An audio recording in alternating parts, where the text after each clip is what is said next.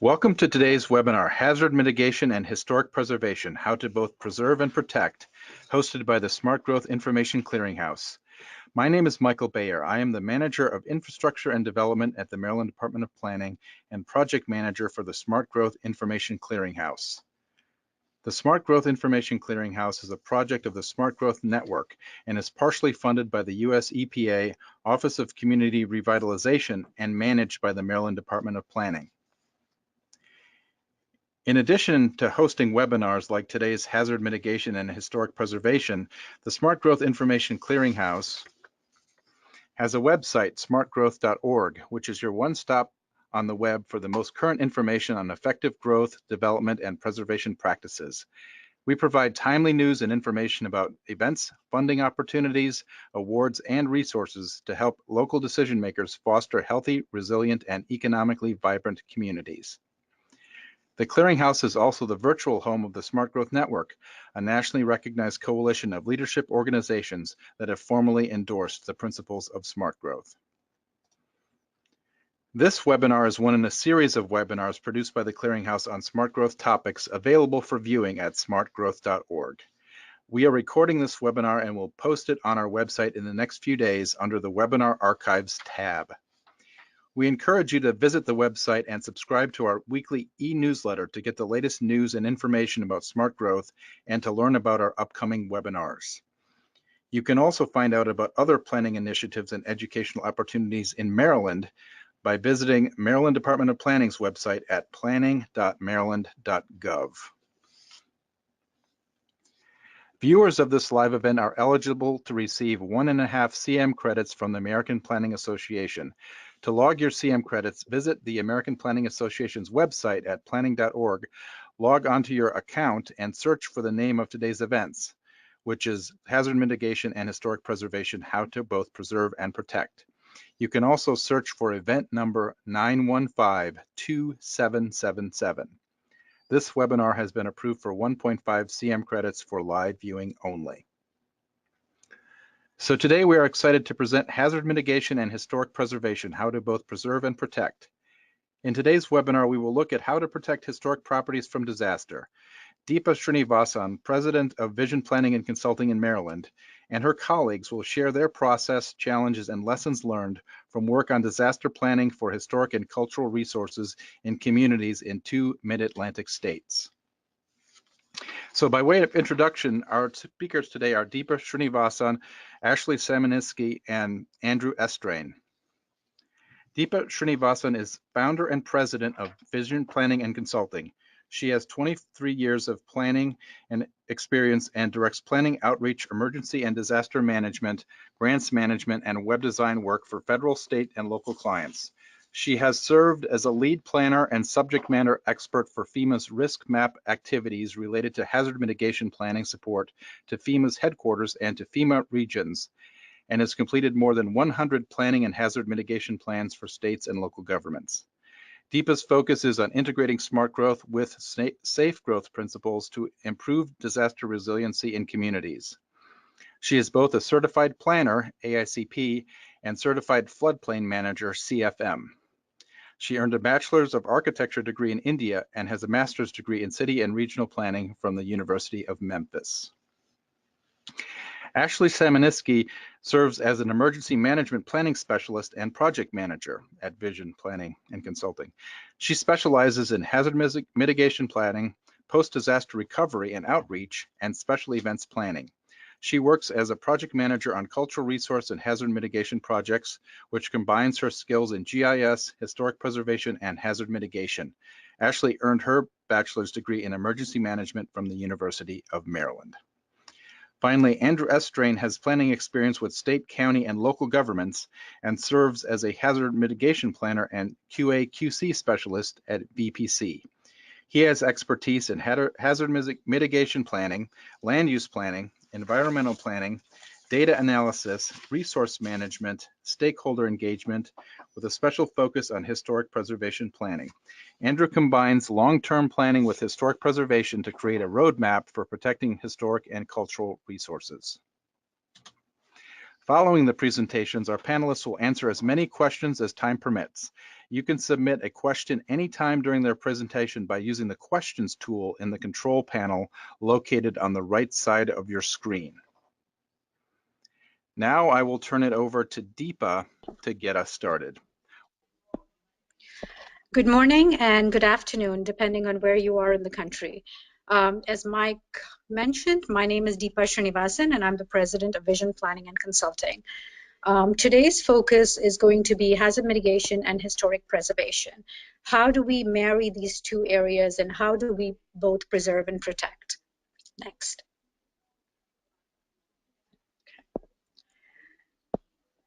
So vision planning and consulting focuses in 4 areas: disaster management, which is all things disaster related, whether it's emergency operations plans, continuity of operations plans, hazard mitigation, disaster recovery, and so on. Outreach and education in terms of consensus and capacity building, stakeholder engagement, guidebooks, manuals, public workshops. Next. Grants management, including grants consulting services, data analytics, grants administration, data standardization, and technical assistance in relation to grant development. And finally, community planning, mostly long-range resilience plans, sustainable development strategies, comprehensive plans, revitalization plans, and strategic plans. We are located in Columbia, Maryland, about 10 minutes away from historic Ellicott City.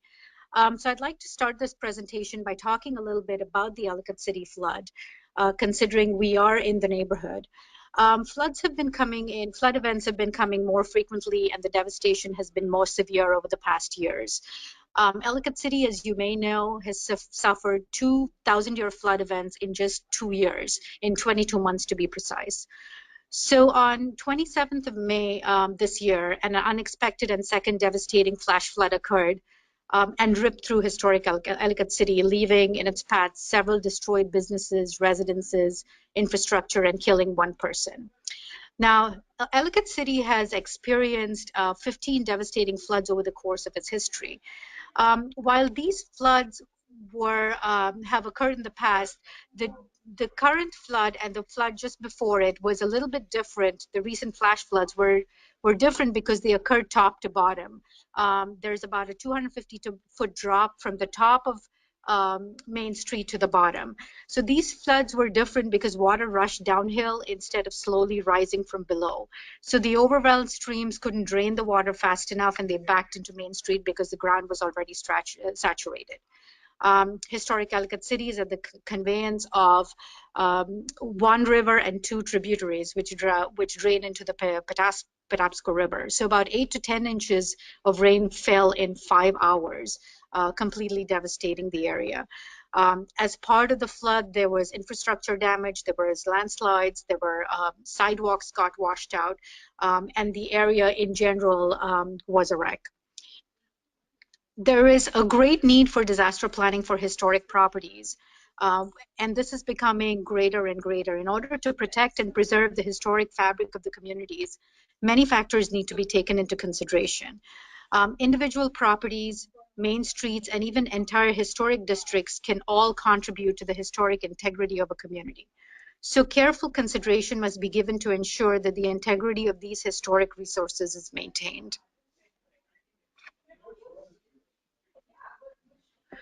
So some questions to ponder, and these will be addressed during the course of this presentation.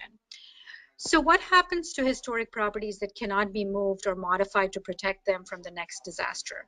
How do we protect these resources? Is it better to alter a building's character-defining features and protect it than to risk losing it entirely? What are some of the best options that cause least harm or alteration to a historic property?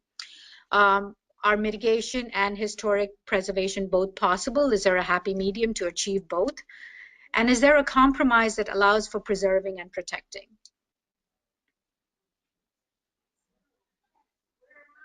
Next. So while we're not going to get into the details of Ellicott City, our case study is going to focus on 2 parts of the Mid-Atlantic, Talbot County, which is on an eastern shore county in Maryland, and 4 counties spread throughout the Commonwealth of Pennsylvania.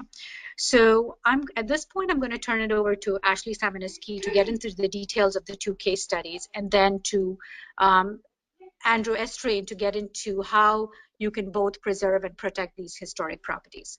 Ashley? All right. Thank you, Deepa. Welcome, everyone. Thank you for joining us.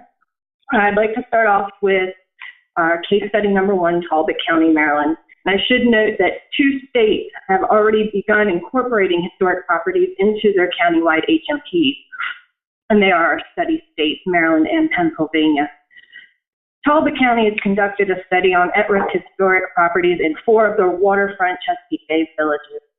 The study looked at sea level rise, potentially in the years 2050 and 2100, and various flood occurrence intervals, the 10, 50, 100, and even 500-year flood events.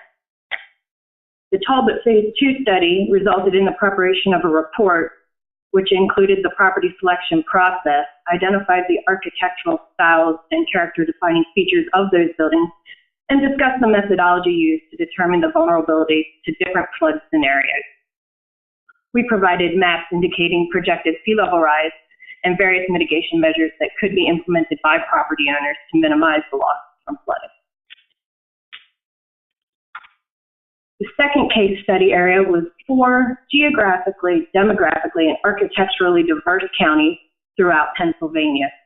They're Bedford County, Cameron, Monroe, and the city of Philadelphia. The Pennsylvania study resulted in the report, which included the property selection process and architectural and character-defining features. It also discussed the methodology used to identify these at-risk properties. Just to give some background on the process, Phase 1 activities were completed for both the Pennsylvania and Talbot County projects. The reports that we conducted became Phase 2 and were based on these Phase 1 activities. Phase 1 was comprised of a background investigation on potential properties, which included the year built, building materials, foundation height, and a cursory architectural overview. This was to better inform the Phase 2 mitigation development process. Both of the Phase 1 projects and Phase 2 were funded through Hurricane Sandy funds. The project was initiated to assist these counties with updating their state hazard mitigation plans to include considerations for historic properties. The Phase 1 architectural details were collected and placed in a resource vulnerability form such as you see in front of you. The state of Maryland form is very similar, and all Phase 1 information was collected on these forms. Phase 1 began with a review of properties listed or eligible for the National Register of Historic Places, or any properties that were considered to be contributing to an eligible historic district. Additionally, important community landmarks, those are described as resources that may not meet the National Register of Historic Places eligibility, but may be locally important.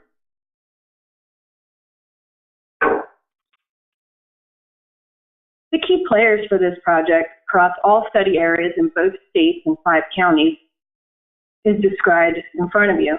While this list is not comprehensive, it does provide an idea of the various types of agencies and departments that should be involved in a project such as this.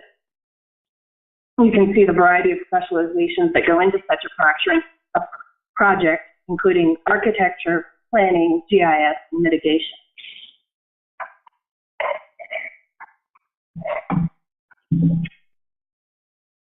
A 5-step process was used throughout the project for both study areas. I'm just going to briefly go through each step. Step 1, engagement and outreach effort. Once the study area is determined, it is critical to begin engagement and outreach within the community. A planning team or advisory committee should be developed and can be comprised of professionals and private citizens in the area. Local stakeholders in the fields of historic preservation or hazard mitigation, as well as the general public, should be included. This is critical to obtain the local insight and unique history regarding the historic and cultural resources in the community.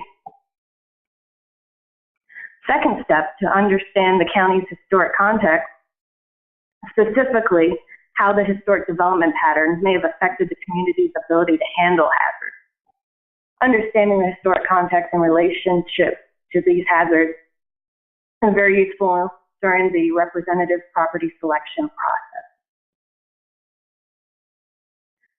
Step 3, the flood risk analysis, identifies which historic properties are at greatest risk to being damaged or destroyed during a 100 or 500-year flood event.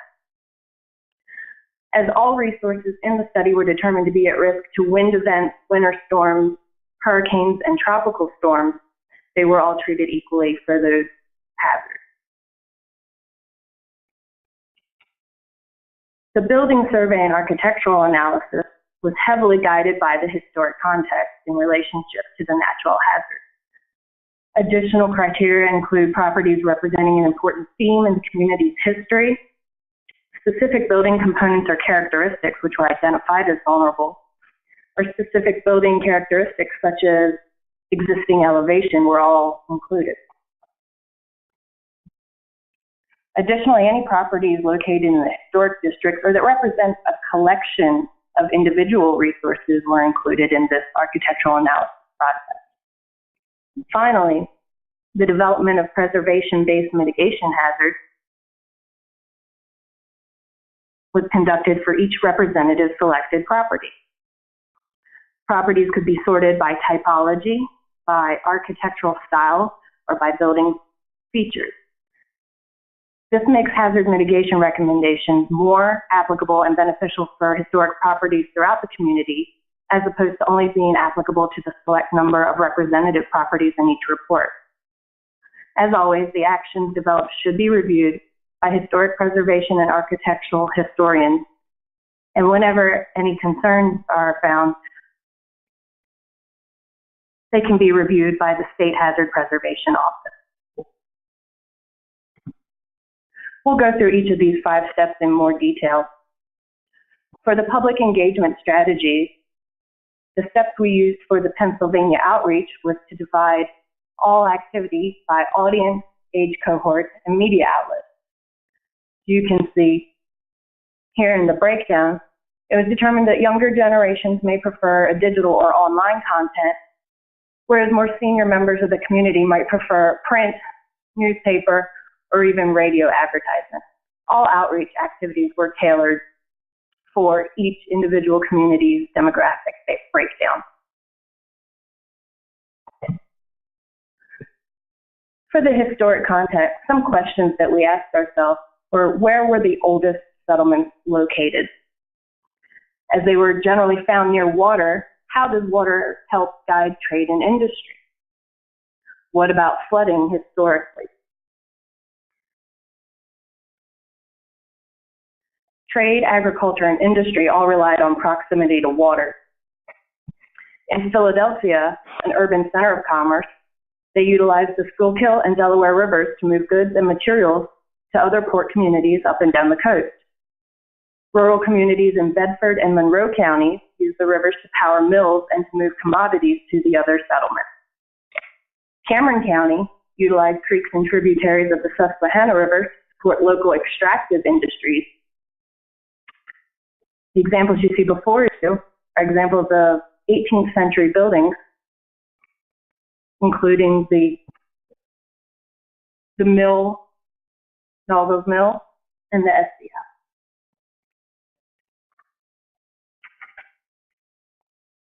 While buildings associated with industry were located along the river and undoubtedly had flooded in the past, it was their proximity to water that was deemed far more important to the livelihood of local inhabitants compared to the occasional flood event that they may experience. The tourism industry at the turn of the 20th century had blossomed, and early hotels had been located along the foothills throughout Pennsylvania. By 1909, there were over 200 hotels in the Pocono region alone. These were further accessed by expansion of the railroad. As the strength of the extractive industry faded in the early 20th century, manufacturing roads to take its place, including many factories springing up along riverfronts across the Commonwealth. Since the threshold for eligibility to the National Register is 50 years, we did not examine any properties built after 1968. The understanding of these historic contexts, which play a role in the representative property selection process.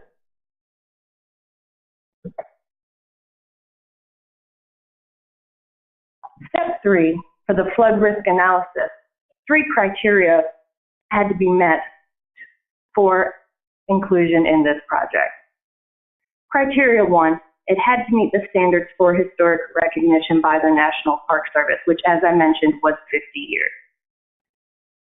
Criteria 2, as no site visits were conducted for Phase 2, only in Pennsylvania, all property information, photos, and data had to come from Phase 1.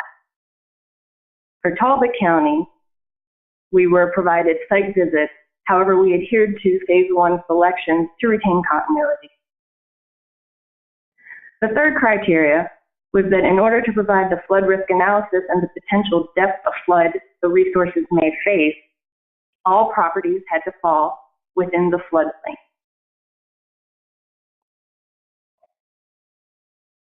An example you'll see in front of you is the sample of the GIS analysis incorporating building footprints. As you see here, the building footprints are the light blue polygons. The dark blue you see is the Schuylkill River, and the medium blue to either side of the Schuylkill is the areas predicted to see flooding. For Talbot County, we looked at not only potential flooding in the first floor, but also sea level change forecast.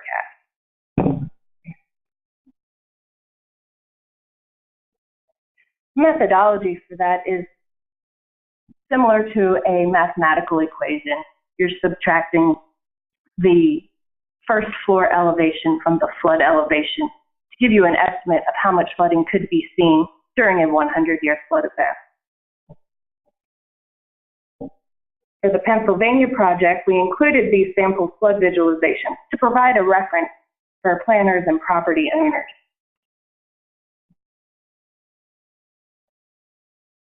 For properties selected for these visualizations, we used a criteria to determine their eligibility.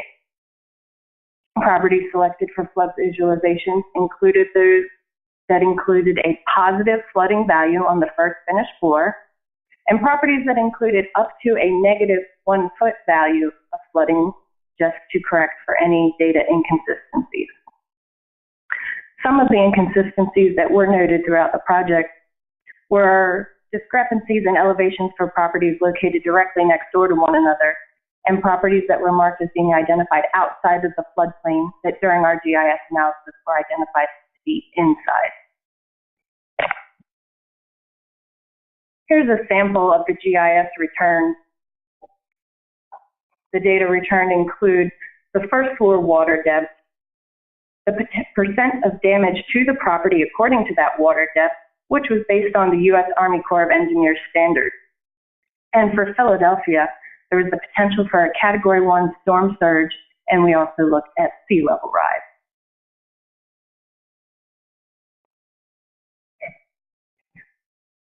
While the Pennsylvania project focused on many hazards, maps were only developed for those resources located in the 100-year floodplain. As I mentioned, all properties were considered equally at risk to wind events, winter storms, and hurricanes. Here's a sample of the maps developed for the 4 counties in Pennsylvania.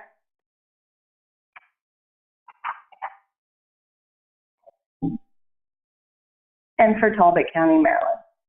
As mentioned, Talbot County focused on sea level rise and potential flood occurrence intervals after sea level rise. As you can see, the sea level change estimates paint a startling picture of what may become of these bayfront communities. And the project attempted to provide property owners and planning and preservation officials with actions that can be used to maintain the integrity of the building while protecting it and ensuring the usability of the property for as long as possible. The most recent Army Corps of Engineers projections show a 2-foot increase in sea level measurements by the year 2050. This number jumps to 6-foot increase by the year 2100 for all 4 of the Talbot County study villages. It is important to note that these projections are still water measurements with no storm events. This means they're baseline sea levels. These flood levels will only increase in the event of a 1% and 0.02% storm. We have a sample property here located in Tillman Village, Maryland. In 2015, it showed only 0.3 feet of flooding during a 1% chance event. But by 2050, the same property could see almost 2.5 feet of flooding at the first finished floor. By using the U.S. Army Corps of Engineers damage curve for residential properties, we determined that over 25% of the property could see damage in 2050. This equates to over $29,000. This jumps to over 3 feet of flooding and over $30,000 in a 500-year event. Should be noted that these dollar estimates are based on the tax assessment value of the property only and do not include the content or the potential cost of rebuilding. Following the GIS analysis, we'll get into step 4, the building survey and architectural analysis. And I'm going to turn this over to Andrew Estring to explain to us the architectural analysis. Andrew? Thank you, Ashley. So following our flood vulnerability analysis through GIS, we got into our building survey and architectural analysis. And overall, the goal for that was to identify specific properties that we can identify mitigation measures for a representative sampling of these properties that could be applied as they might be needed in response to damage by flooding. So realistically, this representative set of properties, if you're not included in this representative set, you own a historic property not included in it, you can realistically be able to refer to this document and be able to find a representative sample of a similar property of a similar style type to what you may own and be able to refer that to implement specific protection measures. So our property selection criteria for building survey and architectural analysis, we looked at the location located within the 100-year, 500-year floodplain. We looked at the vulnerability of each structure. So that came through our GIS returns and the first floor water depth damage in the 100-year flood.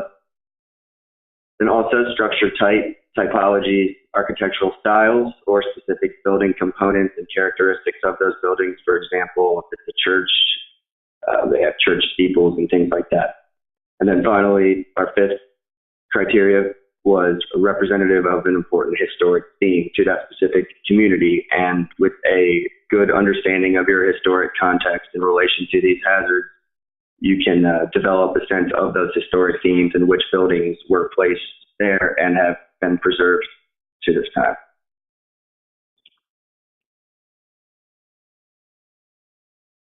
Now, in our selection pool, like I said, vulnerability, our GIS analysis only incorporated those within the 100-year floodplain. So those only within the 100-year floodplain received those returns on flood depth levels. We have also included those 500-year properties, which were noted during phase 1. We've included them in our architectural analysis and building selection process to account for architectural diversity and so on. Now, in Pennsylvania, across all 4 counties, we looked at approximately 150 properties, 153 to be exact. We had about 30 in Bedford, just over 25 in Cameron, over 35 in Monroe, and over 60 in Philadelphia. Now, and I'll get into this in a couple of minutes, but in Philadelphia, it was obviously took some special considerations as it's the largest city in the United States of America, and there's a lot of rowhouses are in Philadelphia too, and as I'll get into in a few minutes, it's not simple to, or may not be feasible to implement a specific action on one house when it should be done to the entire row, which presents a new issue in itself. And also in the Pennsylvania project, we did not only look at flood hazards. We deemed every property in our analysis to be at risk to wind, tropical storms, and winter storms as well. So even if those properties that were not included in the GIS analysis, they were still deemed at risk to other hazards. So flooding was not the only hazard that we took a look at here. Moving into Talbot County in Maryland, we had, as Ashley mentioned, we had looked at 4 separate villages. We looked at the village of Nevis, Newcomb, Royal Oak, and Tillman. Overall, we selected 25 representative properties within Talbot County between these 4 villages that were provided to us from Phase 1 efforts. And during Phase 1, there was a total of 80 properties, and through our selection process that you see here in front of your screen, we were able to determine a representative list of 25. And like Ashley mentioned before, these had to have been constructed prior to 1967 at the time, since this was completed in 2017. Buildings must have been located entirely within village zoning districts and must have been located within the 100-year or 500-year floodplain. And in the Talbot project, the 500-year floodplain properties were included.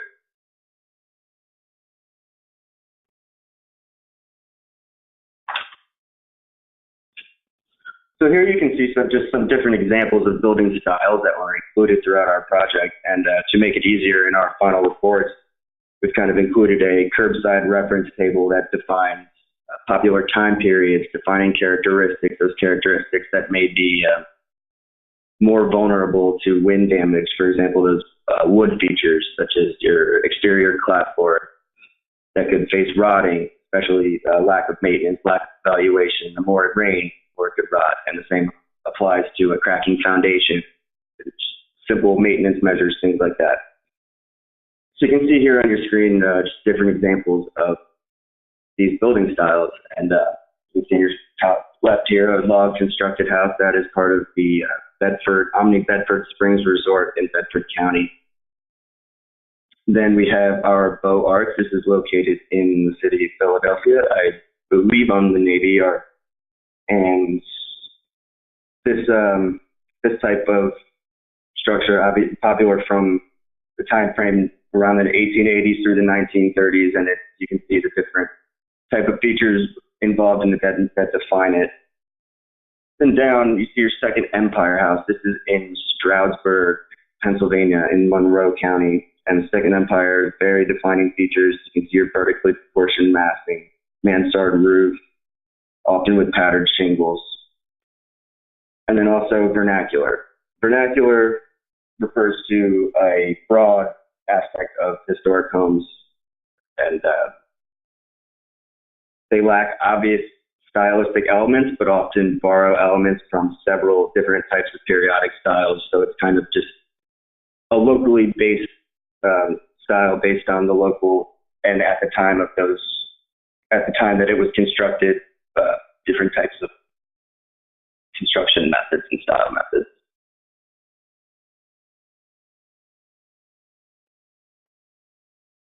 Now, in Philadelphia, we did not look specifically at historic properties. We broke these down further into typologies, since there are a significant higher number of historic properties within the city of Philadelphia compared to the 3 other rural counties. So you can see here that we have determined from our representative property list, we've determined 9 broad typologies, and then from that, subtypologies, 15 of them. And then we would develop mitigation actions for each of those subtypes, and mitigation actions would apply for both of these tertiary types that you see. For example, a row house that may be elevated compared to a row house that may have its entrance at grade. The actions will be developed for a row house altogether, which will apply to both those tertiary types.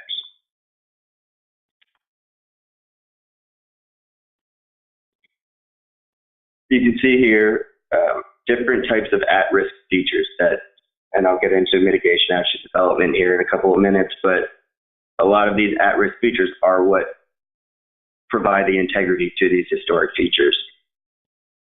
And so you can see here, towers on churches, columns and spindlework, cupolas, stone masonry, covered bridges, mills, damaged exteriors, things like that should be looked at during a process of this nature. So we're trying to create preservation-based hazard mitigation solutions. So these are some of the integral or defining features of that historic structure that should be maintained, so we can preserve that integrity while also protecting it from damage.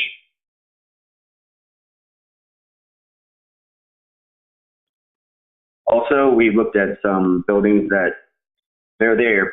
The purpose of them is to be in contact with the water. They do still experience flooding and require some mitigation measures, but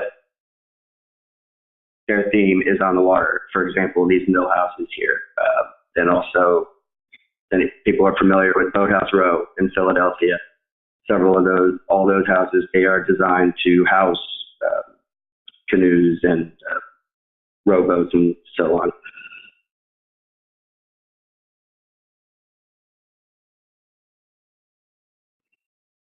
This just right here provides a breakdown of so we had 61 representative properties selected, and those were broken down into the 9 basic typologies. And you can see here, primarily, we looked at residential, but we also included a lot of commercial, industrial, recreation, while also taking a look at religious structures, urban churches, also piers, which is one of those structures that are meant to be in contact with the water.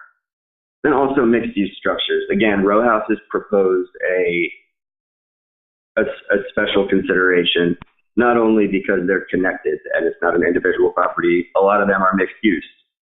On the lower stories, oftentimes you have these storefronts, which require mitigation measures within itself, as storefront windows are often integral features. But then up top, you have your residential sections. And of course, those up top sections oftentimes won't be at risk to flooding, but other hazards they will be at risk to, and those that need to be mitigated as well. Also, you can see the geographic spread of where these are located within Philadelphia. Historic properties exposed and vulnerable to flooding are not just located in one part of the city, they're located in several parts of the city in Philadelphia, specifically along the Delaware River and along the Schuylkill River and their associated tributaries. And that just takes a look at riverine flooding. Other more inland type historic settlements would be at risk to other things such as sewer backup, as these are old sewer systems in a lot of these historic areas.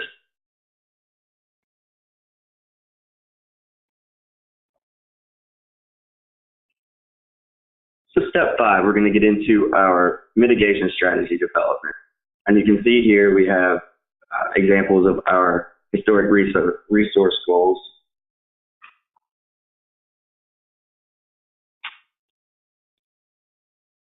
And that first resource goal, protect each community's historic character and economic vitality from flooding impacts by minimizing loss to structures and buildings, cost to stakeholders, and impact on the economy.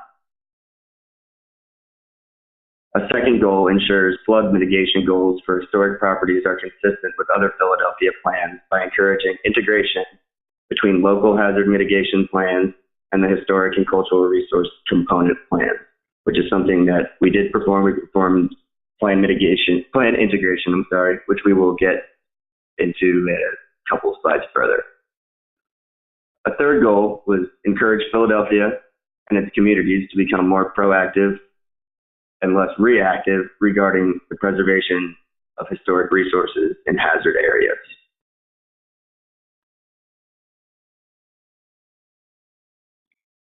Additionally, corresponding objectives were also developed and tailored to each of the county's needs, hazards, architecture, and resources.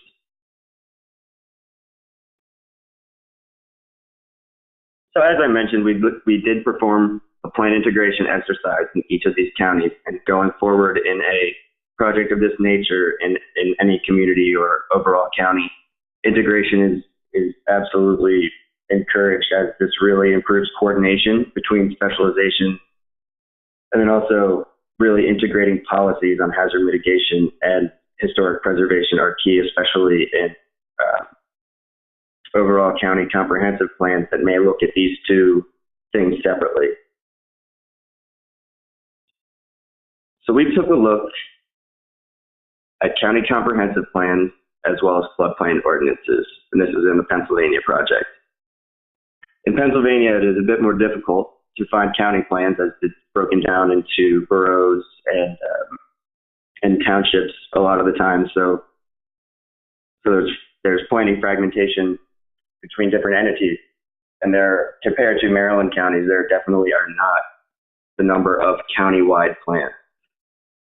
So we would recommend looking at a comprehensive plan, which counties do have, floodplain ordinances, which oftentimes in Pennsylvania, the county seat will develop a floodplain ordinance, and based on that, other local entities will develop an ordinance based off that model. And then also it's recommended, if available, reviewing the historic preservation plan or historic cultural resource component plan at the county level if available. So some sample recommendations that we would like to see going forward and recommend for future updates into the next comprehensive plan update. Be providing information to residents regarding disaster planning and management, including owners of historic properties that are vulnerable to hazards. Limiting new excavation next to historic foundations to avoid undermining stability. Or retrofitting to improve energy efficiency while ensuring alterations to these historic structures are consistent with the Secretary of the Interior's historic preservation guidelines, which I'll discuss here in a moment.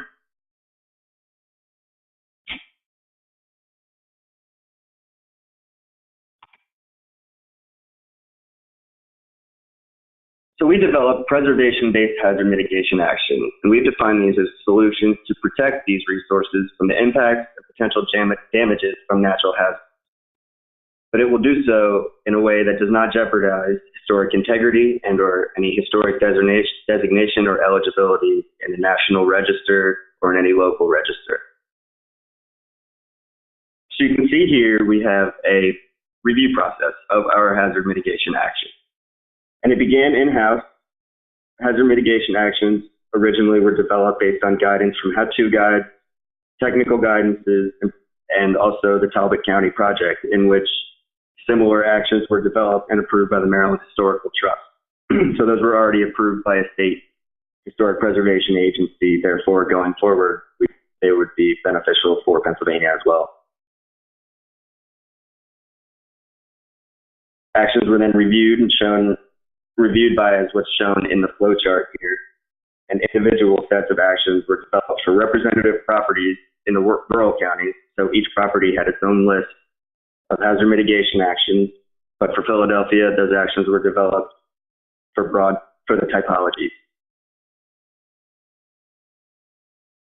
Once these actions were developed in-house, they were first reviewed by architectural historians and historic preservation specialists to approach the review from a preservation standpoint. Review the actions to ensure that if any were to be actually implemented, it would have little to no effect on that historic integrity, and it wouldn't jeopardize that historic designation or listing in the National Register or local register. Additionally, they identified specific mitigation actions based on at-risk historic features that here in-house we may have overlooked. Following a review by the preservation specialist, it was then reviewed by a FEMA hazard mitigation specialist who identified any additional actions that may have been missed during the initial development of mitigation actions, and that included specific examples that were taken and then incorporated into that representative list. Finally, that's reviewed by the State Historic Preservation Office, and in Pennsylvania, it's the PA SHPO, and in Maryland, that would be the Maryland Historical Trust. The Historic Preservation Office then reviews these actions for proper content, verbiage, and provides final approval at the state level. So by the time it's said and done, we would have 2 complete sets of preservation-based hazard mitigation actions, both approved by 2 different state historic preservation agencies.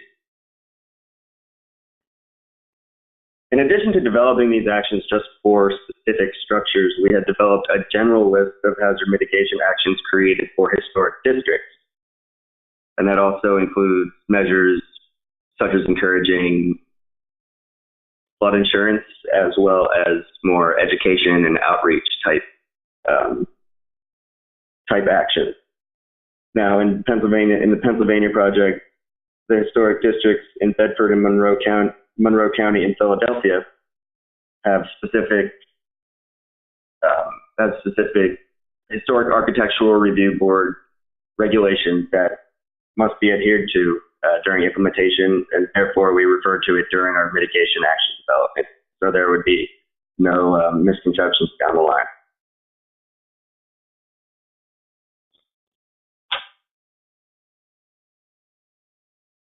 We're going to get into some sample hazard mitigation actions here. One thing for historic properties, temporary actions will always be preferable than permanent actions. So when flooding is expected, therefore go ahead and lay out your sandbags. You can set up your temporary flood walls, your pre-fit closures on your low opening windows, whereas permanent mitigation actions such as building elevation, utility elevation, or dry and wet floodproofing that could really put in jeopardy going against some of these regulations from your local historic boards. So they really need to be done in a very sensitive manner and done in collaboration with advice from that state historic preservation office. So we had developed some non-structural temporary actions. We had developed some non-structural permanent actions, as well as structural permanent actions and structural temporary actions. In addition to other type of actions such as landscaping, maybe constructing solutions such as swales or berms, or replacing impervious driveways with one that allows for a higher capacity of ground filtration.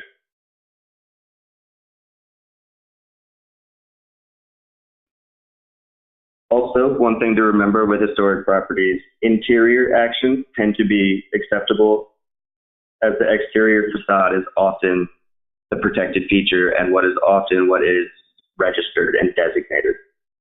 If unsure, you would want to check with that local historic preservation board or with your state historic preservation office.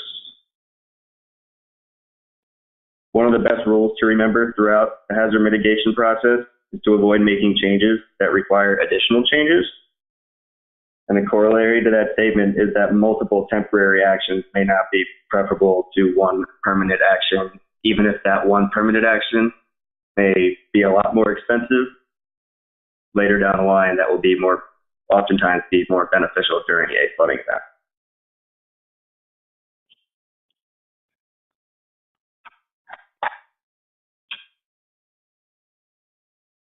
Here we can see some examples of these mitigation actions that were developed in a preservation sensitive manner.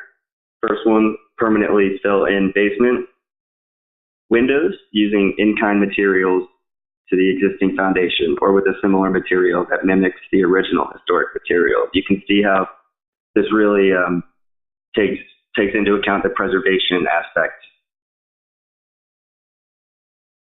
And this type of action can be done permanently in a preservation sensitive manner, or it can be done temporarily when flooding is expected.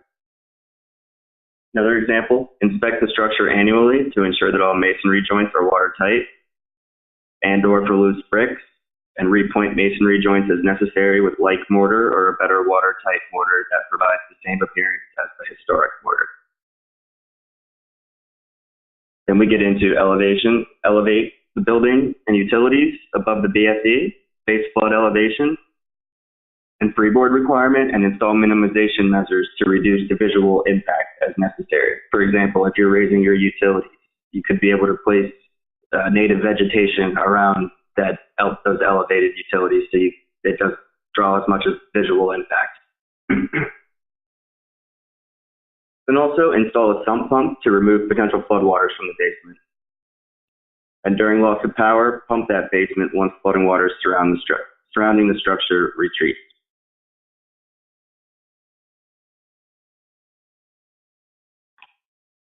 And as I mentioned, other specific examples, mitigation actions could address the protection and preservation of specific building features like windows and doors, roofing materials, contributing accessory buildings such as a shed or a barn, drainage features, and more. Additionally, we took into account appropriate mitigation actions for these mixed-use row houses that I talked about before, which I'll get into here next. And also, we took into account cemeteries, as churches are often very much important to that historic context of an area, and it's often buildings and areas that people cherish tremendously. And just an example of how we got into developing mitigation actions for specific properties. Here we have two Gothic revival styles, and the Gothic revival is more prevalent in church-type structures, but they can also be for residential structures and other building types as well.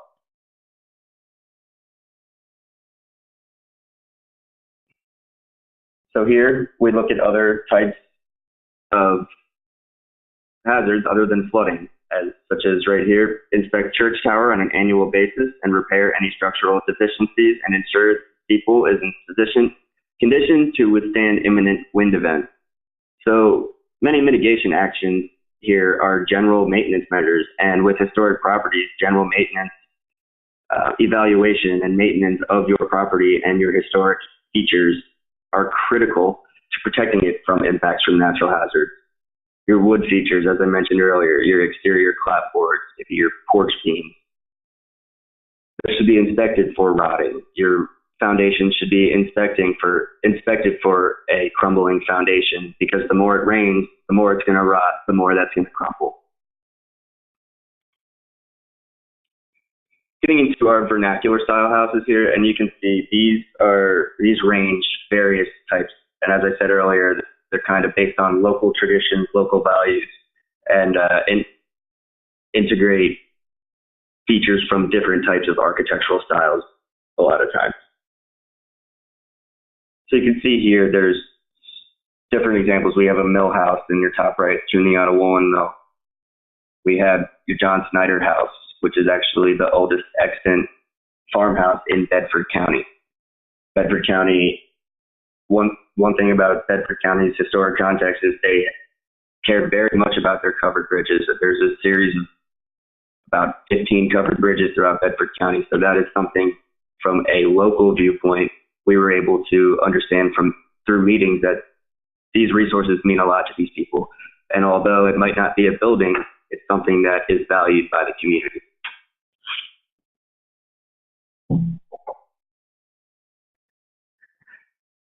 So here we have examples of our residential row houses. And you can see here, as I mentioned earlier, these will often be recommended for the entire row opposed to one single house, because you can't elevate one single house within a row. Although you can protect window coverings and things like that. But if you protect one, you're going to want to protect all. Then you can see here that second mitigation action here in the table, permanently fill in low opening basement windows using in-kind materials or with a similar material that mimics the original. And you can see here in this bottom picture, those, actually all three pictures, you can see those at-grade windows and how when flooding comes along, water will pour through those windows. But if covered, that protects that basement area. As I mentioned, we did look at cemeteries as well, specifically Laurel Hill Cemetery in Philadelphia, as well as several church cemeteries within Bedford and Monroe County. And here, just examples of mitigation measures for these historic resources, archaeological resources frequently. install temporary flood shields on mausoleum doorways, ensure the proper drainage so your stones are not becoming flooded during rain events, and consider anchoring these markers and artifacts during flood events to prevent flotation and moving these and leaving these historic artifacts.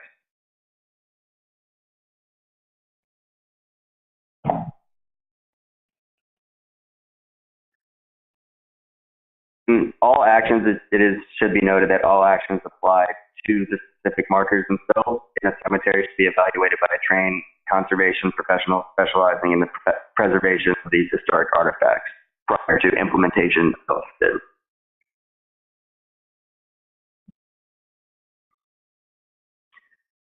So just briefly getting into some technical resources that help inform our mitigation action development.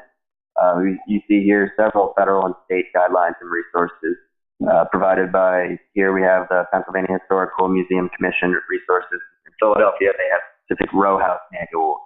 And then there's also national technical resources from National Park Service such as window preservation standards and guidelines on sustainability for rehabbing historic buildings. These two documents are very critical for the entire process altogether and for mitigation action development. The one here, the FEMA document, lays out the process for integrating historic property and cultural resource considerations into hazard mitigation planning. And we followed the process outlined in this document for our project. While on the other hand, the Secretary of the Interior standards help inform mitigation action development, specific do's and don'ts of what to and what not to do to specific properties.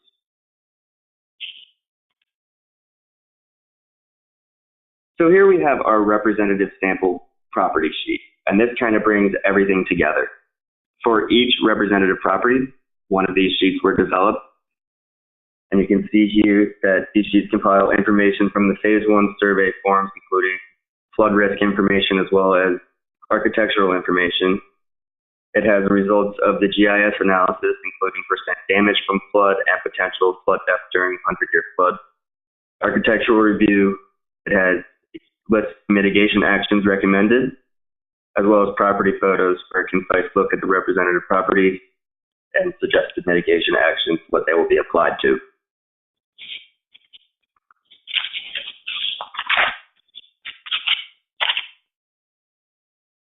One big component of this project is we updated the Pennsylvania Standard Operating Guide for hazard mitigation planning. And in Pennsylvania, counties generally prepare multi-jurisdictional HMPs, and this SOG streamlines the hazard mitigation plan creation or update process and lays out the steps for planners to take to complete an HMP or an update. Each section of this SOG captures a set of FEMA requirements so that communities' efforts to prepare HMPs are rewarded with plan approval. And by using this SOG, with the incorporation of historic and cultural resources, communities can prepare these FEMA approvable plans that protect what are oftentimes some of the most cherished buildings and resources within that community.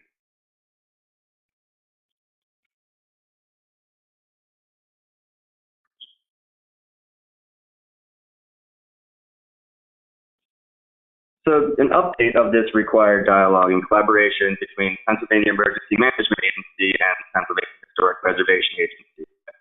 And they both have differing goals in regard to this matter. As the consultant, it was critical to moderate between the different goals in order to come up with a medium that all parties were satisfied with. An example of this, from a historic preservation standpoint, it makes sense to include a preservation specialist or architectural historian included on the planning team. Now, on the other hand, from a hazard mitigation and emergency management standpoint, including a historic preservation professional is oftentimes not feasible due to budget constraints. Now, this issue came about during our update.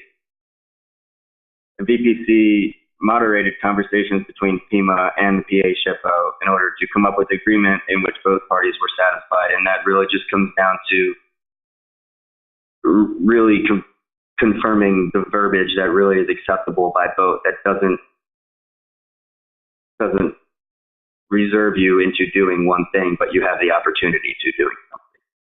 So you can see here on the slide in front of you, what is in green was already part of the standard operating guide for hazard mitigation planning, and that in red has been incorporated for historic and cultural resource consideration. In addition to updating the general text in it, we also developed 2 additional appendices to be included in this SOG, and that lists data requirements for historic properties, and as well as a list of potential funding sources to implement some of these potentially implement some of these hazard mitigation measures that are recommended.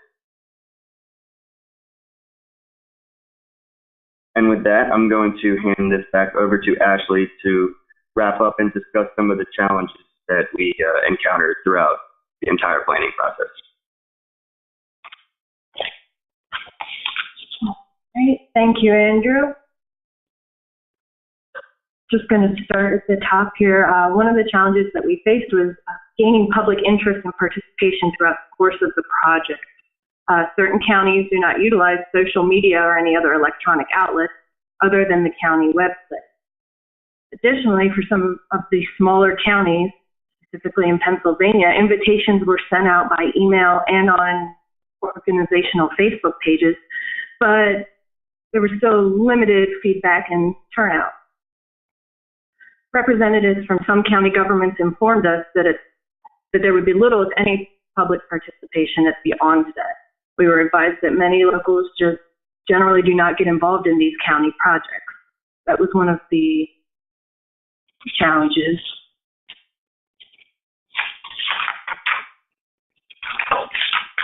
Another challenge, there was a bit of a disconnect between phase 1 and phase 2.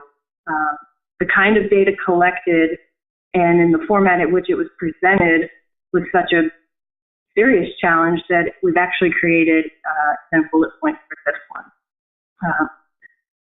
There was a delay between, about a 1-year delay between phase 1 and phase 2. And at that time, a lot of the local buy-in was probably lost in that time period. Again, for the county buy-in, there was limited county engagement throughout this project delay, which we believe probably caused some trepidations on the county's part in participating in phase 2. Additionally, many of the counties had already completed their hazard mitigation plan updates, so they had no more resources, time, personnel, or otherwise to devote to the phase 2 project. And finally, with the county buy-in, we noticed that there was some confusion over the purpose of the project as it related to the county. Was it meant to provide a blueprint for other counties to follow? Was it meant to provide mitigation actions for property owners to implement? Or was it to integrate historic considerations into the county HMP? The answer, of course, was all 3. However, that was not detailed sufficiently at the beginning of the project. As I mentioned, there were serious data challenges. A factor that resulted in a significant amount of delay at the beginning of phase 2 was manual data entry of GIS information. The phase 1 collected in a format that was not necessarily compatible with some of the county provided data. Specifically, land parcel boundaries or building footprints did not match up entirely, and we had to manually cross-check these.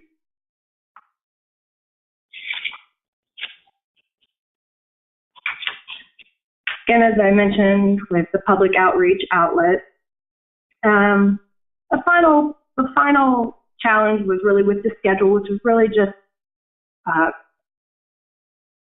where all of the previous bullets combined. The delay with the manual entry of the GIS data, the delay between phase 1 and phase 2, and the limited county participation, public participation, sort of slowed down the process temporarily.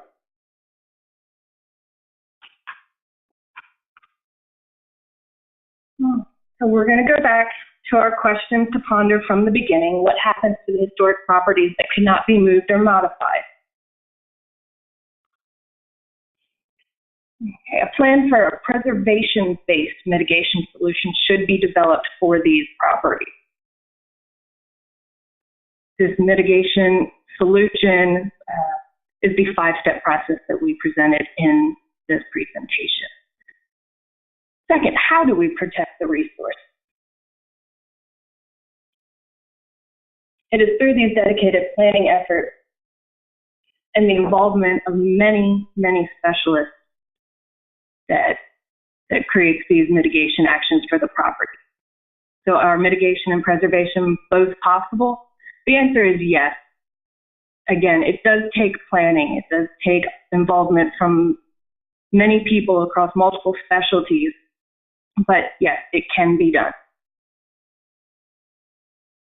Is there a compromise that allows for both? Yes. Remember, the goal is that the recommended mitigation actions do not disturb the historic integrity of the resource you are trying to protect. Is it better to alter a building's character-defining features to protect it or risk losing it entirely? This question is very difficult. This is going to fall on the property owner. This is a question they're going to have to ask themselves. And finally, what are the best options that cause the least harm or alteration to the historic fabric of the resource? Remember, temporary actions are always preferable, and actions that do not touch the resource. However, each resource can be evaluated on a case-by-case basis with the involvement of the mitigation and preservation professionals discussed in this presentation.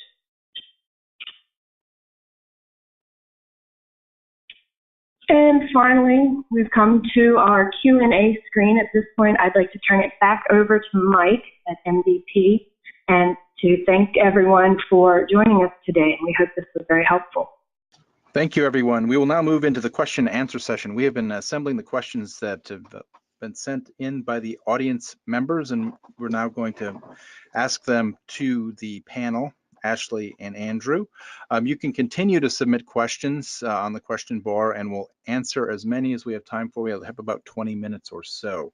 So thank you both, Ashley and Andrew, for that. One question I think we will add, and thanks for including the contact information. Others were interested in getting your email addresses, both of you and Deepa as well. So we'll put that out there on the website as well, as if you want to do that as well. Okay. Excellent. So just looking at some of the questions, and we are getting some more coming in here. Do you have examples of historic design guideline additions for at-risk historic districts? We did develop a list of actions for historic districts. They're general in nature. Again, it's going to be on a case-by-case basis, depending on the hazards that each district faces.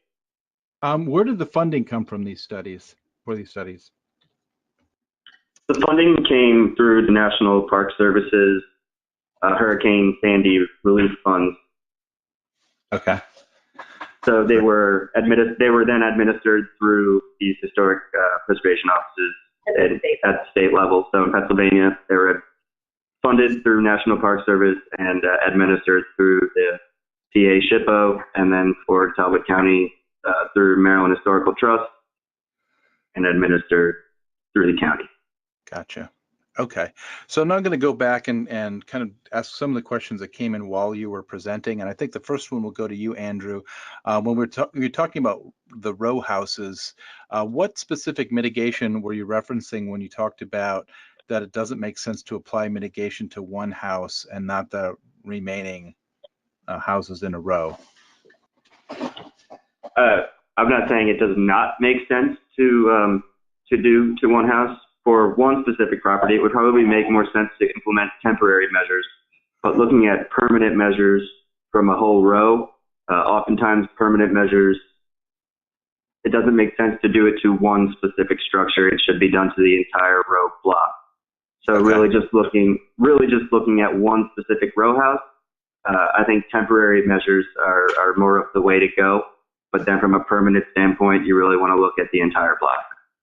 Okay. So, I mean, you mentioned at the end of the presentation the kind of the challenges of getting the property owners engaged. What do you do then when you have multiple property owners in a situation like this? That becomes part of your outreach and education component. That's really very heavily involved in your hazard mitigation plan update process. There's a heavy component from FEMA that requires public outreach and education. So you could fold in your historic property owners and have maybe a special section tailored to them to really, really help bring them into the fold on this planning process that's going to affect them. Here's another question for you. Which entities implement the hazard mitigation actions for particular structures in historic districts? Should those actions be included as an addendum to the local hazard mitigation plan? Yes, they can be included as an addendum, and that is the goal with these two specific case studies. The actions that we've developed for this are really more intended to be applied at the property owner level. These are things that each individual property owner would implement for themselves. Again, as Andrew mentioned, much of it is just proper maintenance and upkeep, keeping wood features painted to make them waterproof, etc. Some of these actions may be applicable to any county-owned historic properties, in which case then the county would be the responsible entity for implementation. Another question, do you have any instances where you've studied an area and determined that the historic structure impeded the flow in a floodplain and determined that there was a need to remove the structure to preserve or protect other historic resources? And how do you balance those competing historic resource losses? We did not come across any that matched that specific scenario. Actually, the entire study area for Pennsylvania and for Talbot County in Maryland, we only really came across one property that we recommended relocation for. Actually, relocation is not to be taken lightly, so we used that one very sparingly. Again, historic properties, any major changes should be evaluated on a case-by-case basis. And whenever you have any questions, always contact your state historic preservation office. And what makes relocation difficult with historic properties is you're taking it oftentimes out of its historic context. So a lot of times you're not going to be able to hold that historic designation if you take it away from the area that created the theme that it's based on. And then that's back to what we said about many questions can only be answered by the property owner if they feel that their historic home would be better saved or preserved by relocating it, and they accept that it may endanger their historic listing, then that's decision only they can make. Thank you. Next question has a little bit of editorial aspect to it as well. The action development plan identified separate reviews by 3 or more entities, all ending with SHPO blessing. That looks great on paper. The question comes from experiences where reviews will reference or suggest a correction or modification that can impact one or all other reviews and approvals and even create a significant cost or schedule delays. What kinds of negotiation or compromises have been considered as best practices for others to learn from? I think that falls between, yes, our mitigation development process and also our plan integration process. Like we said, we understand that the State Historic Preservation Office and your state emergency management agency may have differing goals, and the key is to try and moderate between the discussion to try and come up with a solution that everyone can agree upon. You also need to look at not only at the county level, the plan integration that Ashley mentioned, but you need to look at the local historic preservation guidelines, the regulations from your HARB, the Historic Architectural Review Boards. As I mentioned, in Bedford, Monroe, and Philadelphia, there are several smaller entities with historic architectural review boards. So you don't want to develop actions that kind of go against those regulations. That would be pointless. So really you want to take into account those regulations. You want to know those regulations while you're developing those mitigation actions. And that a lot of times will alleviate that bridge. So we've been getting a good number of questions here along the lines while we've been talking here, so I'll ask a few of them, and a couple have related to earthquakes. So seismic hazards are significant in our area. Do you have any information on seismic retrofitting of historic structures? What are some of the temporary measures for earthquake mitigation? This project, we did not specifically look at earthquake. We specifically looked at flooding, winter storms, and wind hazards. Just as an example, we selected the additional hazards that we looked at for this project by basing it off of the county hazard mitigation plans. And we selected the top 3 hazards as identified by the counties themselves. So unfortunately, no, we do not have any earthquake examples in this particular case study. In your experience, how have repetitive lost properties been factored into the historic hazard mitigation planning process, especially as it relates to temporary actions? Unfortunately, we weren't able to really evaluate many of the repetitive or severe repetitive lost properties. They are protected by a certain amount of privacy.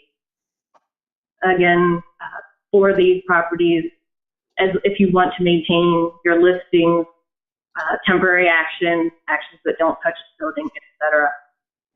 Have you had any issues come up in dealing with conservation easements?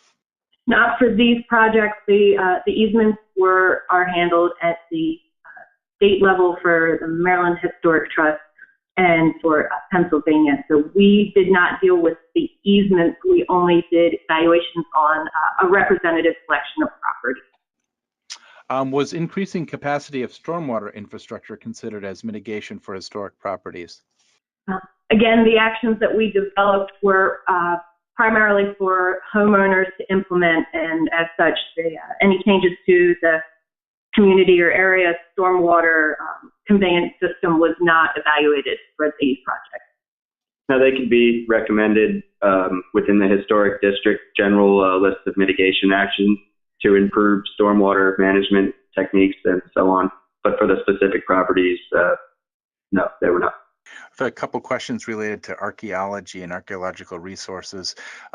So you've addressed cemeteries, but have you worked with archaeological sites? I'm in Colorado, and we frequently deal with sites threatened by wildfires. And a second kind of associated question is, did you explore a process to address significant known or unknown archaeological resources that will be impacted or destroyed by flooding, or actions that are intended to create climate resiliency, such as ripraping? Not specifically for archaeological resources. Initially, the Pennsylvania project did want to include both known and unknown archaeological resources, but where we had to limit our study to only those properties surveyed with a phase 1 component, there were no archaeological resources included in that. Although the SHPO's office does currently track the locations of those, again, we could not include them in the study because, again, there's a certain amount of privacy. Most of those locations are not disclosed, just for the safety of the properties themselves. We got a couple questions related to funding. So what are some of the funding resources for the implementation of mitigation measures? Okay, for our funding, we have a list of these potential funding sources, and that will be listed in the as an appendix in the Pennsylvania Standard Operating Guide, and it's also included in each of these county reports.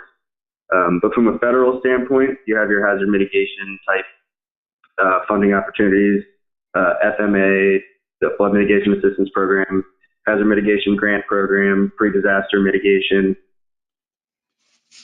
Preparing for Emerging Threats and Hazards.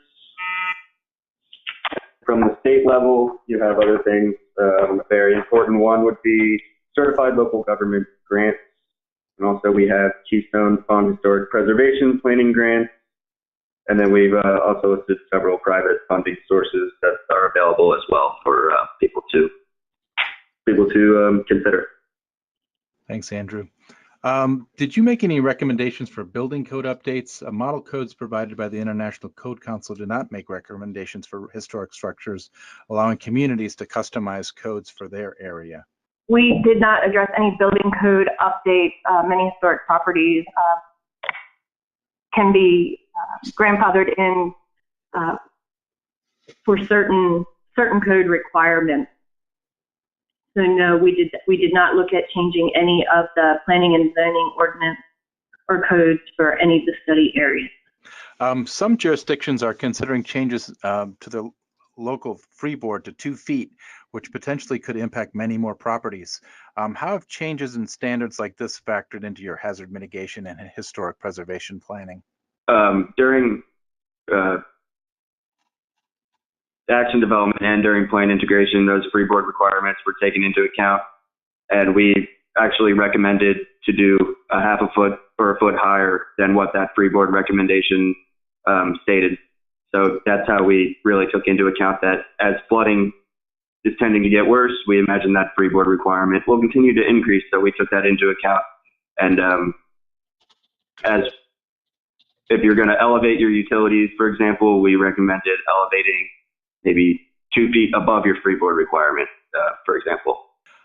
Is there a document that outlines the urban mitigation strategies and how to select the appropriate strategy for a given structure? Our report on Philadelphia would probably be the closest, where we identified the different kinds of structures found in that particular urban environment. Philadelphia is almost 50% row houses. So again, that was an interesting challenge, as Andrew said, to find something applicable, temporary at the individual level, and for the entire row in some circumstances. If the mitigation actions for each property are placed into the local hazard mitigation plan, would that help to ensure the opportunity to obtain funds from FEMA to implement those mitigation actions? Likely only at the county level. Again, the county can only implement these actions on properties that it owns or has easements for. For the individual property owner looking to implement some of these, they may have to look at the private grants that we've provided in the report. When looking at the historic resources for the survey, why did the project only use the 50-year cutoff from the National Register and not the preservation industry standard of 45 years to give the mitigation plan a longer shelf life? We went with the cutoff year from phase 1, which was 45, the preservation standard, but when we evaluated all the properties that were included after that cutoff, it did not really make a significant difference in the properties that were included. Thanks, Ashley. So we have a couple more minutes. We still have a few more questions here. If anybody wants to get some last questions in, please send them in now. Were most of the properties surveyed in private ownership? If so, how are the hazards be addressed if the private historic property owners do not wish to take action for mitigation and protection? Most of these were private, and again, as Ashley mentioned earlier, it really comes down to the property owner. Do they want to protect or do they want to preserve? Do you have typical costs and relative efficiencies for each type of mitigation measure so they can be assessed for suitability for a particular situation? We did not do any cost estimates on the mitigation actions we developed. Again, many of them, like we mentioned, were really just maintenance and upkeep measures. How do local historic preservation or landmark commissions fit into the review process for the hazard mitigation options? That is something that's still ongoing and should be discussed at the state level between Emergency Management Agency and the SHPO. That's something that's dialogue that's still ongoing, and as I mentioned earlier, an updating to this SOG, the Standard Operating Guide, really initiated that. So from here going forward, we're really hoping that they continue to collaborate on this. Just as a side note, the federal guidelines provides a framework, but it's really at the state level where the teeth are for preservation.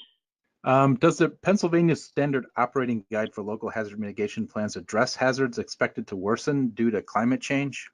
We didn't specifically, I don't believe so, but we didn't specifically evaluate the specifics within the SRG. We just incorporated considerations for historic and cultural resources. We didn't perform the actual update to the SOG. We just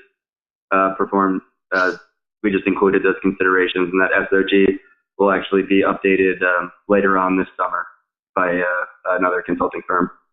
So I have will kind of end with a question of my own.